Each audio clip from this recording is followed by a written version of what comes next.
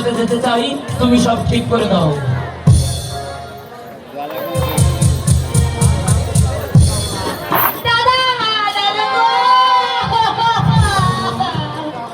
আরে কাউকে ঠিক করে দিতে হবে না, রাজকুমারকে আমি নিয়ে যেতে এসেছি।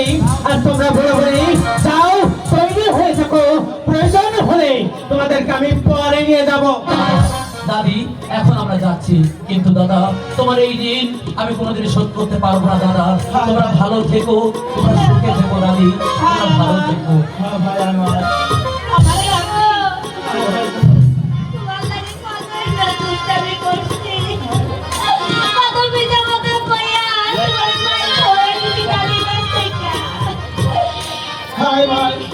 তুই কত মার খাওয়াছিস, কত কান ধরে ফেলেছ আমাকে।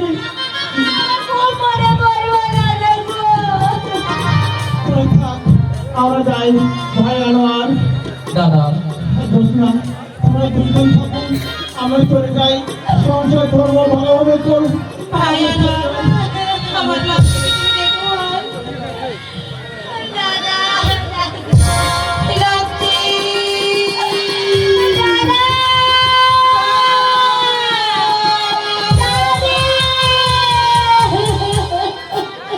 সেনাপতি সাহেব, আপনি কি সত্যি সত্যি আমাদের নিয়ে যেতে এসেছেন?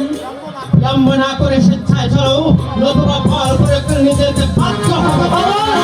সামান্য বেতনভোগী কর্মচারী হয়ে এত বড় স্পর্ধা তোমার। শুধু দুঃখের বিষয় এই যে আমার হাতে যদি একটু অস্ত্র থাকতো, তোমার এই কল্যাণটা আমি নামিয়ে নিতাম।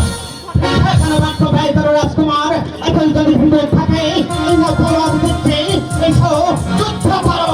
এসো সেনাপতি, তোমার যুদ্ধের স্বাদ আমি মিটিয়ে দিচ্ছি।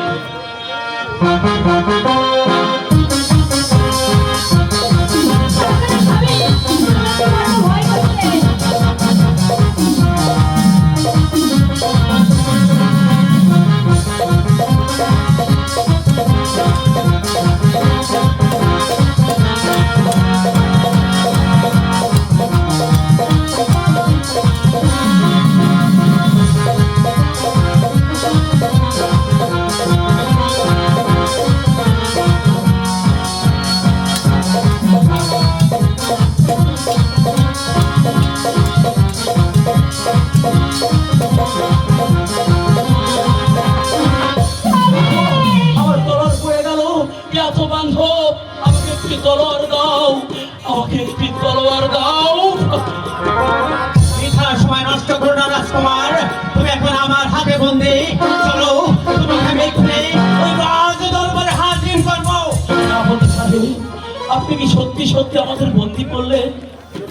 এছাড়া আমার আর কি উপায় আছে রাজকুমার? আমি তো হুকুমেরই গোলাম। তাহলে আপনি আমাদের নিয়ে চলুন। তাই চলো, তবে আমি তোমাদেরকে কথা দিচ্ছি, তোমাদেরকে বাঁচাবার জন্য আমি আপ্রাণ চেষ্টা করবো।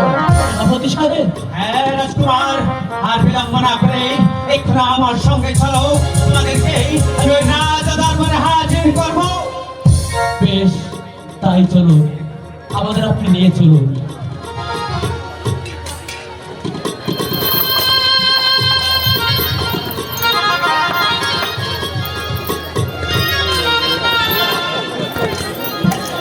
ছোট আছে ভালো, এরা শুধু বাচ্চা।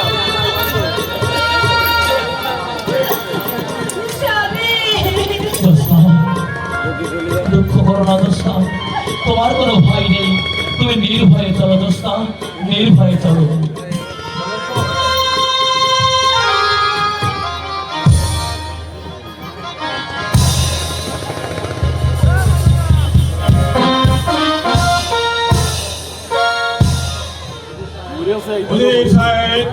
রাজ্যময় ঘোষণা করে দিয়েছেন তো আমার পুত্রকে আমি ক্ষমা করিনি। আজ আনোয়ার ও তার নব বিবাহিত স্ত্রীকে এই পুলিশের রাজধানীতে বিচার করা হবে। গতকাল সংবাদ জানিয়ে দেওয়া হয়েছে, ওই দেখুন প্রজার আগমন দূর দূরান্ত থেকে এসে দরবার করতে ধন্যবাদ বিচার কার্য শুরু করাটা আমি কর্তব্য বলে মনে করি। বিচার করা হবে, আমি বিচারক, আমি বিচারই করবো। এখন আদেশ করুন নিতাইকে দরবারে হাজির করতে। এই যাচ্ছিস, অমনি নয়কে দরবারে হাজির করো। বন্দেগি জাহাপানা আসামে দয় আপনার সম্মুখে দণ্ডায়। আমি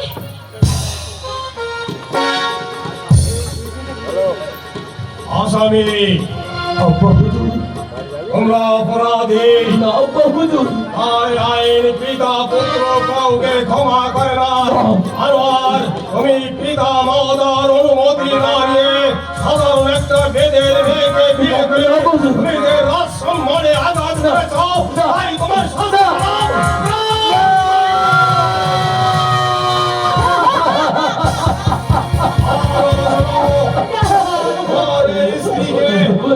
জীবনের জন্য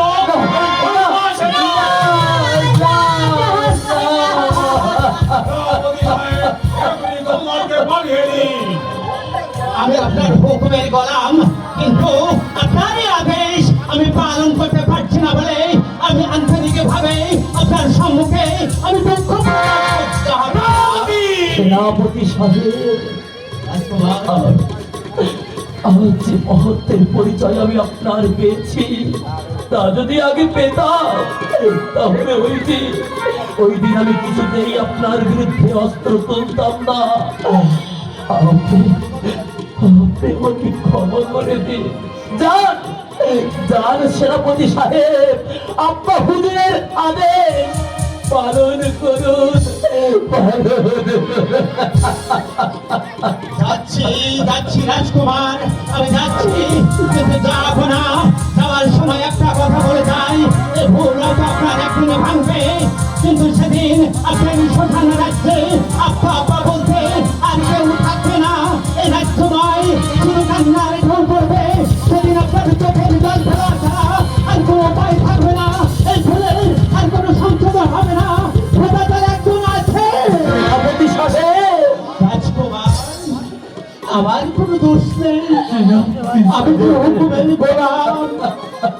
আমার জ্ঞান জানা মাথে আমি কোনোদিন তোমার সঙ্গে কোনো অন্যায় করিনি। তবুও যদি আমার মনের অবস্থানে আমি কখনো তোমার সঙ্গে অন্যায় করে থাকি, তাহলে তুমি তোমার নিজ বলে আমাকে ক্ষমা করে দিও। সেনাপতি সাহেব, ক্ষমা করে দিও, ক্ষমা করে